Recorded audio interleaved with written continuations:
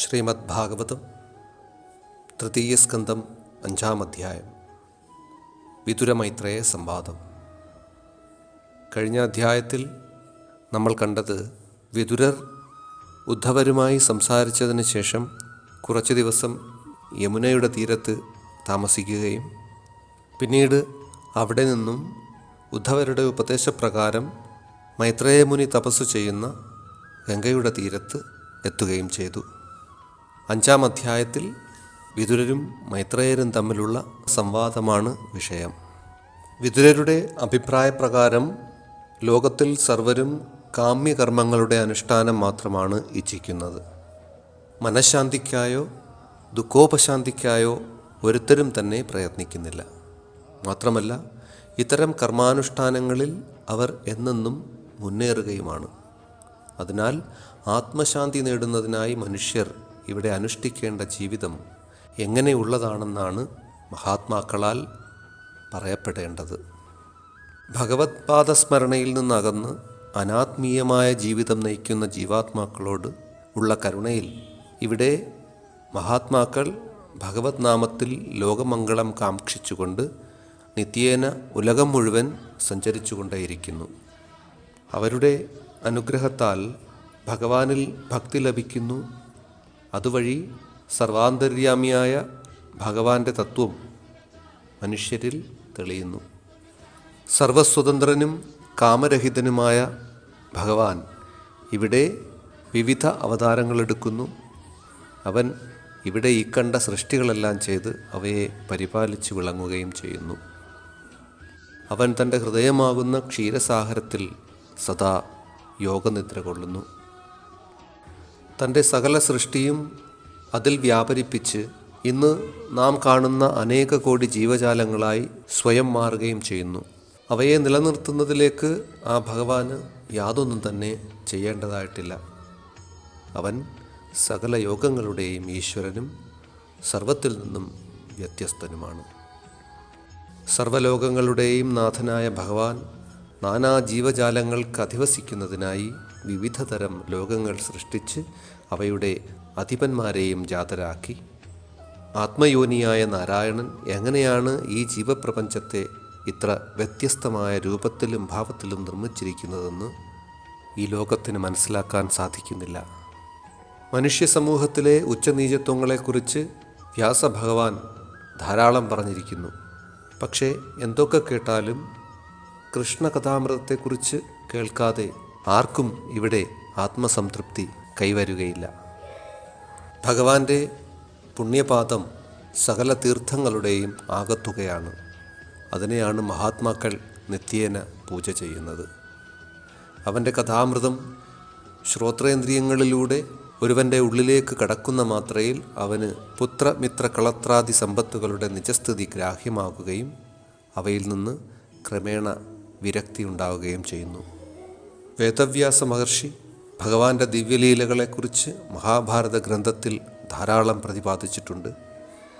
ഐഹികമായ വിവിധ വിഷയങ്ങളിലൂടെ സാധാരണ ജനങ്ങളുടെ ശ്രദ്ധയെ ആകർഷിച്ച് വ്യാസൻ ഇതെല്ലാം പറഞ്ഞു വച്ചത് ഭഗവാന്റെ അധ്യാത്മഗീതയെ ജനങ്ങളിലെത്തിക്കുവാൻ വേണ്ടിയായിരുന്നു. കൃഷ്ണകഥ നിരന്തരം കേൾക്കുന്നവരുടെ ഹൃദയത്തിൽ മറ്റുള്ള വിഷയങ്ങളെ സംബന്ധിച്ച് വൈരാഗ്യഭാവം വന്നു ഭവിക്കുന്നു. നിത്യനിരന്തരമായുള്ള ഭഗവത് സ്മൃതിയിലൂടെ ഒരുവൻ്റെ ജന്മജന്മാന്തര ദുഃഖങ്ങളും ദുരിതങ്ങളും അവനെ വിട്ടൊഴിയുന്നു.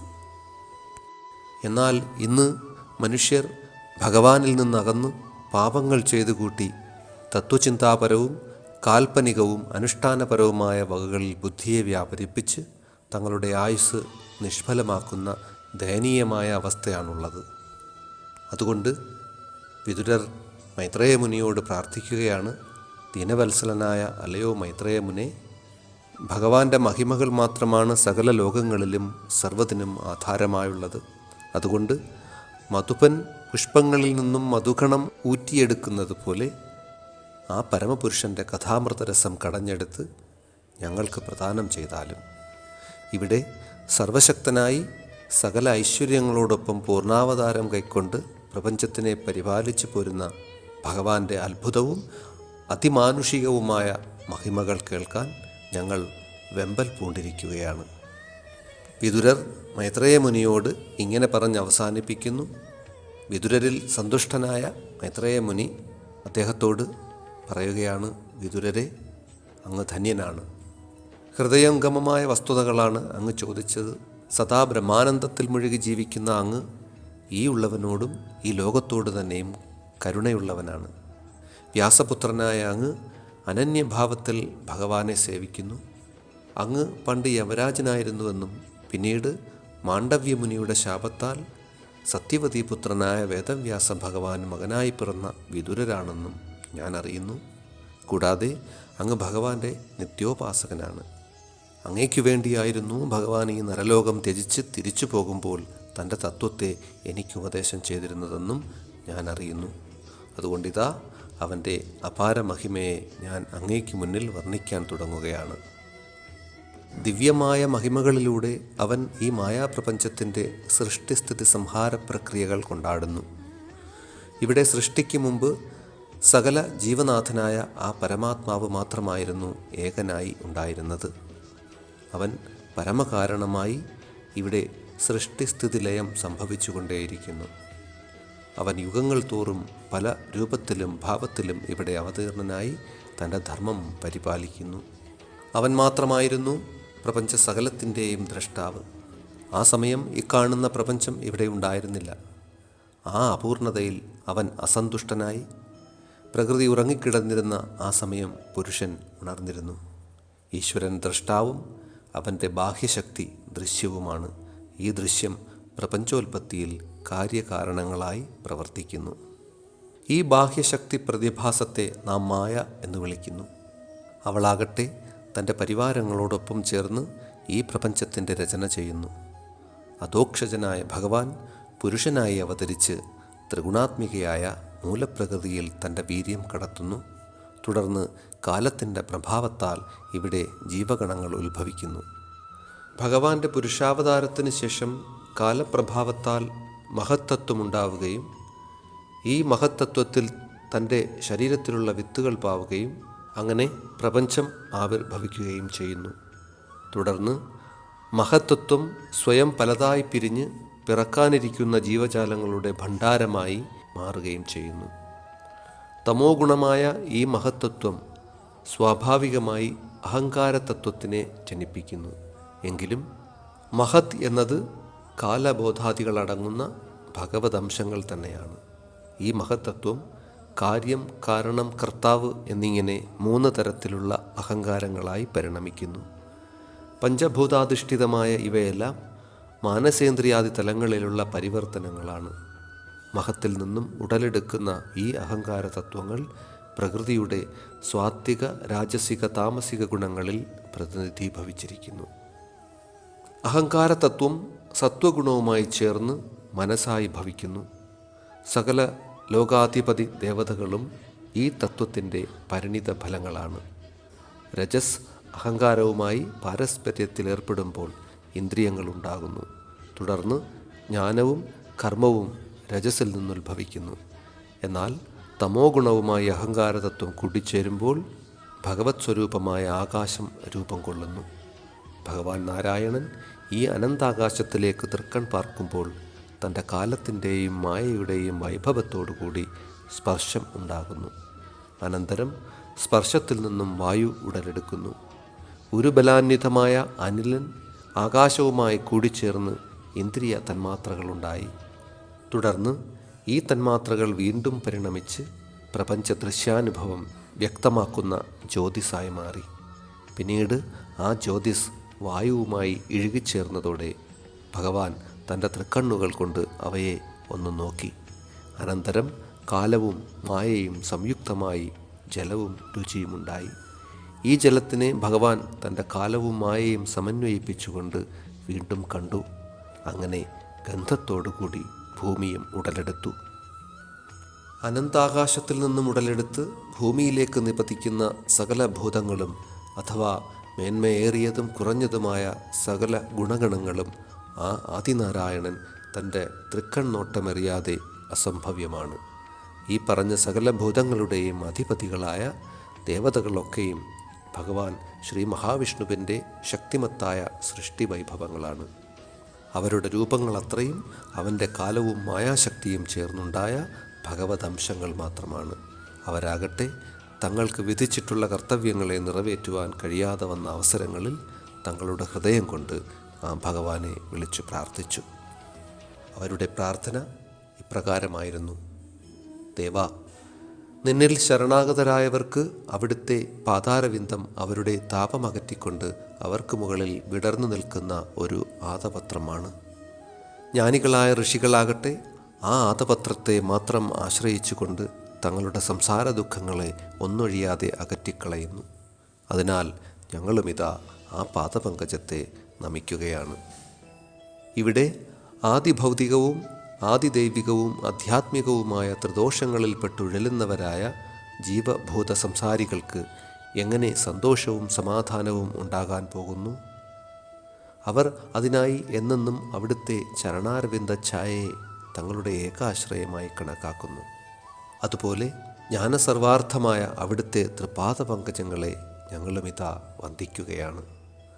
ആ പൊൻപദങ്ങൾ സകല തീർത്ഥങ്ങളുടെയും അഭയസ്ഥാനമാണ്. ശ്രുതികളെ ചിറകുകളാക്കിയ നിസ്സംശയരായ മുനികൾ പോലും അവിടുത്തെ തിരുമുഖ കമലം തേടി സദാ അലഞ്ഞുകൊണ്ടിരിക്കുന്നു. അവരിൽ ചിലരാകട്ടെ പാപനാശിനിയായ ഗംഗയെ ആശ്രയമാക്കി അവിടുത്തെ പാദപത്മത്തിൽ അടിപണിയുന്നു.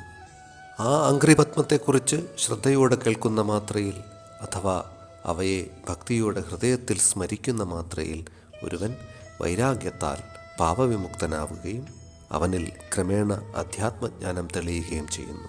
ആയതിനാൽ ഞങ്ങളുമിതാ ആ പാതാരവിന്ദത്തിൽ അഭയം പ്രാപിക്കുന്നു. അവിടുന്ന് ഈ പ്രപഞ്ചത്തിൽ സൃഷ്ടിസ്ഥിതിലയങ്ങൾക്കായി പല അവതാരങ്ങളെടുക്കുന്നു. അങ്ങയുടെ പാതാരവിന്ദത്തിൽ ശരണം പ്രാപിക്കുന്നതോടെ അവിടുത്തെ ഭക്തന്മാർക്ക് തങ്ങളുടെ സർവ്വഭയങ്ങളും അകന്ന് അങ്ങയെ എന്നെന്നും ഓർക്കുവാൻ സാധിക്കുന്നു. ദേഹഗേഹാദികളിലുള്ള ഒടുങ്ങാത്ത ദുരാഗ്രഹവുമായി അനുബന്ധപ്പെട്ട് ഞാനെന്നും എൻ്റേതെന്നുമുള്ള മിഥ്യാബോധത്തിൽ ജീവിതത്തെ നയിക്കുന്നവർക്ക് നിന്റെ തൃപാദദർശനം തീർത്തും അസാധ്യമാണ്. അങ്ങ് സദാ അവരുടെ ഹൃദയകമലത്തിൽ ഇരുന്നരുളുമ്പോഴും അവർ അതറിയാതെ പോകുന്നു. പക്ഷേ ഞങ്ങളിതാ അങ്ങയുടെ ചരണാംബുജത്തിൽ അഭയം പ്രാപിക്കുന്നു. അസതായ വൃത്തികളിൽപ്പെട്ട് ഉൾക്കാഴ്ച നഷ്ടമായ മനുഷ്യർക്ക് അങ്ങയുടെ ചരണാരവിന്ദം ദർശിക്കാൻ കഴിയുന്നില്ല. എന്നാൽ നിന്റെ ഭക്തന്മാരാകട്ടെ അതിനെ എപ്പോഴും ഇമവെട്ടാതെ കണ്ടുകൊണ്ടേയിരിക്കുന്നു. കാരണം ഭക്തന്മാരുടെ പരമമായ ലക്ഷ്യം എപ്പോഴും അവിടുത്തെ അത്ഭുതലീലകൾ മാത്രമാണ്.